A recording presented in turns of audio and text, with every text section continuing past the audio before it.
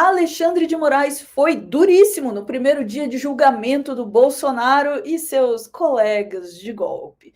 Ele não apenas defendeu penas duras, mas também não poupou nem mesmo a imprensa. Vamos saber mais sobre isso com o Pedro Zambarda aqui no Plantão do Meteor. Bora lá.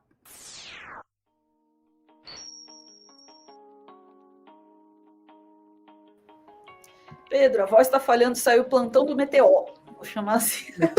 Meteor. Eu também acho que eu tô ficando meio esquisito. Que, enfim, tô na 15ª live do dia, né? Tô também meio zonzo, assim, as coisas estão vendo meio duplicado. Mas o que eu ia falar é o seguinte, gente. Alexandre de Moraes, assim, ainda acho que o melhor discurso de todos de hoje, no meio desses advogados muito loucos, assim, querendo se promover, eu acho que o melhor discurso foi o Gonê. O problema é que o Gonê tem aquele problema da voz dele, que é uma complicação, mas Xandão fez... falta assim, Gonê, um biotônico Fonteura, um cafezinho, tipo, acorda, meu filho, entendeu? Mexe, a vida não é só a mensagem, também é o formato. Mas ao defender as penas duras no julgamento do Bolsonaro, o Moraes falou uma coisa, aliás, o Moraes tem falado isso, que eu acho que é uma coisa muito inteligente. As pessoas falam em gabinete do ódio do Bolsonaro e acham que são só os sites bolsonaristas, tá? Não, tem inclusive veículo novo inaugurando no bolsonarismo, porque são pessoas vindas, inclusive, da mídia hegemônica, tá? Porque é uma mina de dinheiro isso, é um nicho. Jovem Pan fez fortuna durante o governo Bolsonaro, então tá acontecendo isso. E o Moraes, assim, ele desmontou o argumento de que ele é o novo Sérgio Moro, de que ele não respeita as prerrogativas, né? Eu quero trazer primeiro esse texto da CNN, que ele fala do Fishing Expedition, que é esse termo usado pelo Moraes no julgamento.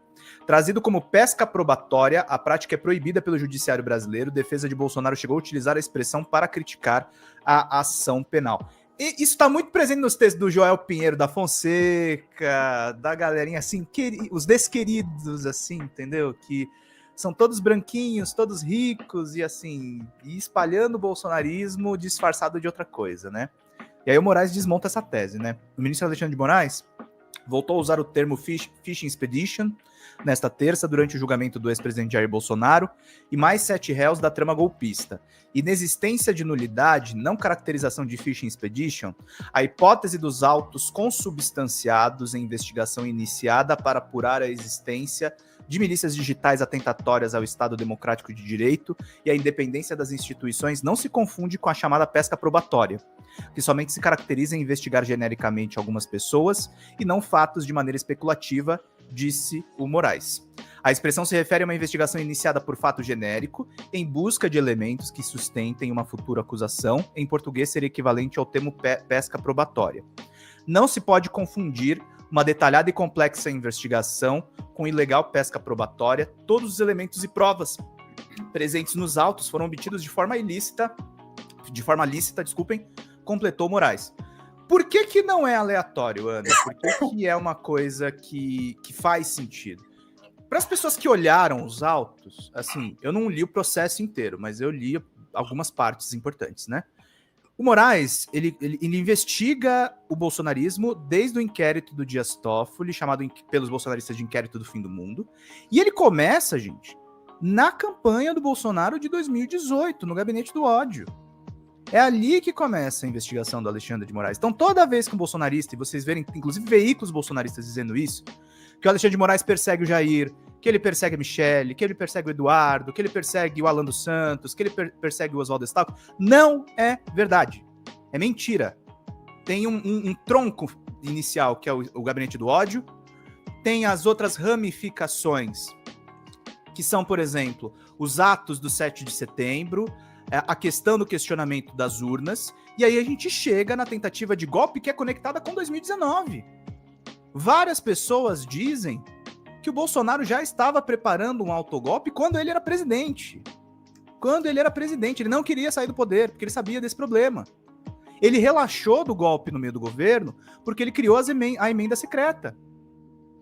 E aí o Congresso garantiu a governabilidade dele. Mas quando ele viu que estava arriscado porque o Lula ia sair candidato, ele tentou de novo.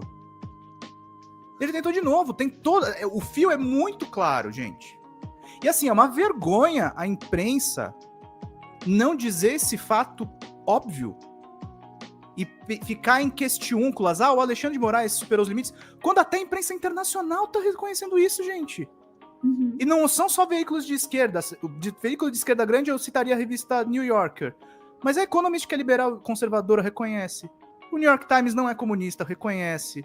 Ele coloca algumas questões ali evidentes, eles não vivem aqui no Brasil. Mas, gente, há um nexo causal em tudo que o Alexandre faz. E isso é respaldado pela corte. Isso é respaldado pela corte, é o que o Arthur Souza tá falando mesmo.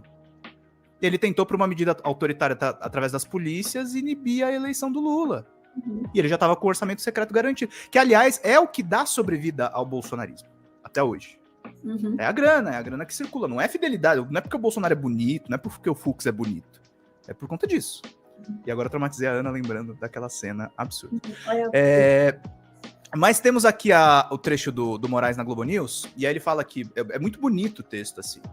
Nesses momentos, a história nos ensina... Eu fico lembrando, Ana, sempre daquele dia que a gente fez o plantão aqui, quando saiu a prisão domiciliar do Bolsonaro. Nunca esqueci aquele dia. É muito doido isso.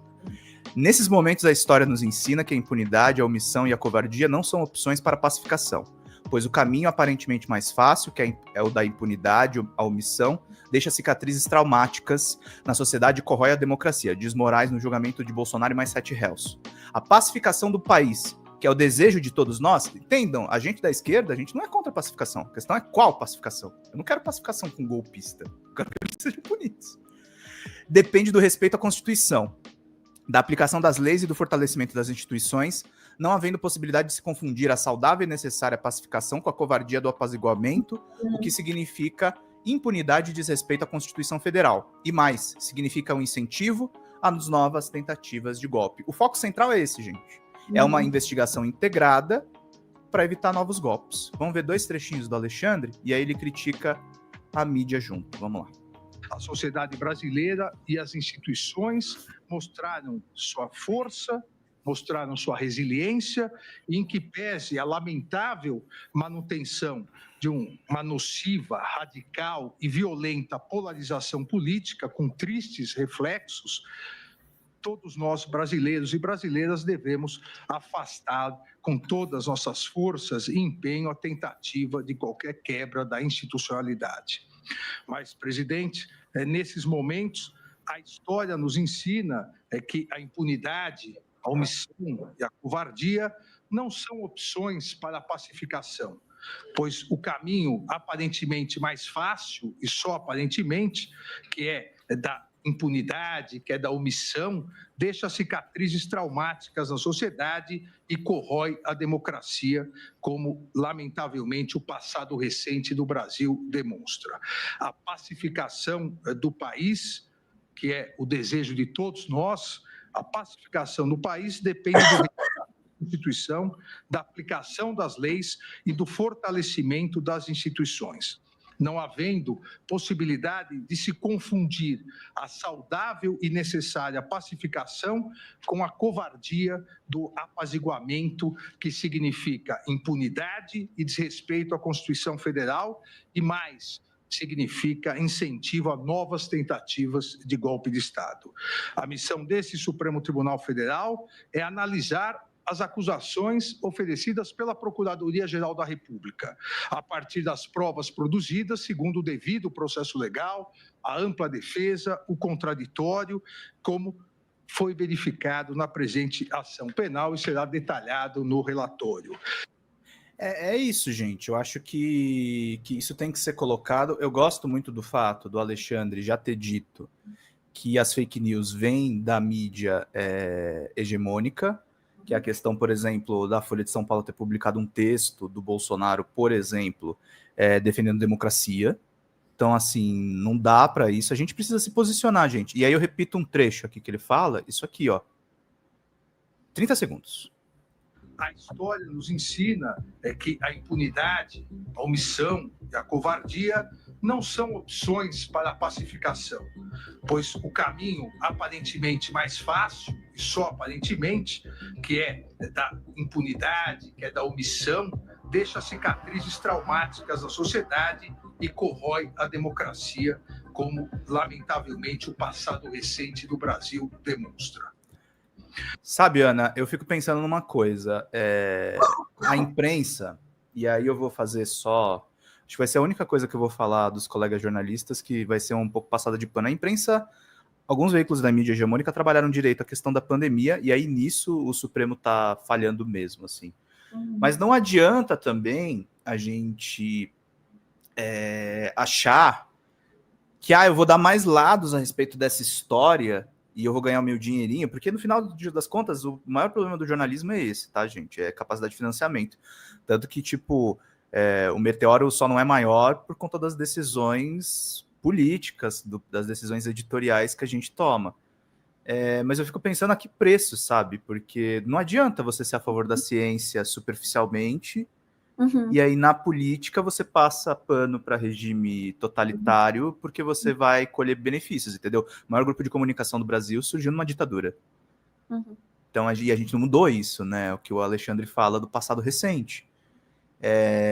Eu acho que a gente... Eu remeto muito, não sei se você viu o corte que a gente fez ontem, a gente falou sobre Gaza e a imprensa que tá topando viagens enquanto tá morrendo criança. Me embrulha o estômago, cara. Eu acho que eu não consigo ser assim. Eu tenho até um caso de um amigo meu que eu não vou dar nomes e tal, mas ele tá trabalhando nesses veículos de extrema-direita. Eu falo, como é que dorme, cara? Como é que dorme depois de publicar isso aqui, sabe? Tipo, o maior inimigo do Brasil é Alexandre de Moraes, a Damares é uma mulher sábia, o Magno Malta é uma fonte confiável, sabe? Não tô nem falando cobrando coerência ideológica, sabe? Bom senso. Sim. Pedro, o discurso do Alexandre de Moraes é difícil, né? Porque dizer isso nesse momento, de alguma forma, tem sido considerado assim como vocês estão sendo fãs do Alexandre de Moraes. Não é sobre isso, né? É sobre a gente ver a justiça no Brasil funcionando diante de uma tentativa de golpe de Estado, né? Diante de uma situação gravíssima, gravíssima, e que, de fato, aí a gente tem que concordar completamente com o Alexandre de Moraes que não está certo sempre, não esteve certo sempre na sua história, né? E não estará certo sempre. Mas, neste caso, concordamos. Né? É um crime gravíssimo, é um crime, especialmente se nós consideramos a história do Brasil, se nós consideramos não apenas a história, mas a participação de seus personagens, e aí a gente inclui a mídia hegemônica também, né? E o que a gente viu aí, né, a tentativa de golpe de Estado, a gente pode dar risada dos bolsonaristas abublebes, a gente pode, né, achar absurdo a dona Fátima, a gente pode achar ridículo a forma como o Bolsonaro mete os pés pelas mãos e como eles produzem provas contra si mesmos, tudo isso. Mas o que a gente não pode perder de vista é a gravidade do que aconteceu nesse processo todo, que é o que está sendo julgado aí, que foi uma tentativa de abolição violenta do Estado Democrático de Direito, tá? Uma tentativa de golpe de Estado. Tá? Nós já vivemos isso antes e nós estivemos assim, ó, Sim. de passar por tudo isso de novo. Tá? Então, diante disso, o termo pacificação, ele se apresenta como uma alternativa pacifista, isso vindo de uma pessoa que tem aí seus ímpetos pacifistas, de vez em quando, não é sempre. Ele se apresenta como um termo pacifista. Pacificação, quem quer pacificação? Isso é enganoso, porque pacificação nesse contexto, tanto político quanto midiático, porque as duas coisas estão entrelaçadas, pacificação significa, sim, impunidade. Tipo, deixa para lá, não vamos, não vamos seguir com esse negócio de investigar, de punir, porque as pessoas vão ficar bravas com isso, né? Elas vão ficar, não faz isso, eles vão ficar tristes, né? Basicamente dizer isso, cara... Isso é apenas a consequência séria, adulta, que tem que ocorrer numa sociedade saudável. Tá? Tem que haver uma responsabilização de uma tentativa de golpe de Estado. Caso contrário, né? Aí está o discurso do Alexandre de Moraes. As sequelas, as cicatrizes que isso deixa na sociedade são terríveis, porque um golpe não punido vai acontecer amanhã de volta. Sim. Se você não pune uma tentativa de golpe exemplarmente, este golpe vai acontecer de volta. E, aliás, o fato deste golpe ter sido tentado, microtentado várias vezes, já é Sim. este processo, entendeu? Começou, aí vai deixando, questiona as urnas eletrônicas, não sei o que, blá, blá, blá. É uma tentativa continuada de golpe de Estado. A gente tem exemplos até no passado, né? O risco que você está falando do golpe acontecer amanhã, que hoje a gente tem internet, a gente tem um fluxo de informação mais rápido, a gente tem teses que espalham que nem rastilho de pólvora, mas as pessoas esquecem, sabe? 64 não aconteceu, porque o general Mourão Filho acordou, acho que eu vou pegar um tanque aqui de Minas Gerais e vou até Brasília. Isso não, isso foi tentado anos, era o movimento tenentista que estava descontente com o governo Vargas, e aí eles foram tentando, e aí uma hora eles conseguiram. Eles conseguiram porque eles eram contra as políticas que melhoraram a vida dos trabalhadores e eram contra também a derrota do eixo São Paulo-Minas Gerais, a política café com leite da República Velha, que tinha sido derrubada. Em outro golpe, aliás. Então, há uma tradição de golpes, entendeu? Você não... E assim, eu estava conversando com um amigo do PCdoB, ele falou, a gente está vivendo um período de maior longevidade democrática, gente. Eu sei, o Congresso é uma merda, ninguém aqui está falando que está tudo lindo e maravilhoso, mas a gente tem que proteger o que a gente conseguiu. Sabe, o voto de cada um de vocês é importante. Eu não queria entrar num lugar comum, mas eu acho que, assim, até se a gente não acha que a democracia burguesa é o suficiente, eu não quero voltar numa ditadura. Essa que é a questão. A outra opção é muito pior. Exatamente. Exatamente, Pedro. É isso. É isso. Ficamos por aqui? Será que eu estourei o tempo? Eu não sei porque eu não liguei o cronômetro, então... Não estourou, se eu não contei o tempo, eu não estourei. Mas antes de terminar, eu queria só fazer... Eu tenho por obrigação fazer essa pergunta, gente. Vocês me perdoem. Mas você sabe o que é pacificação?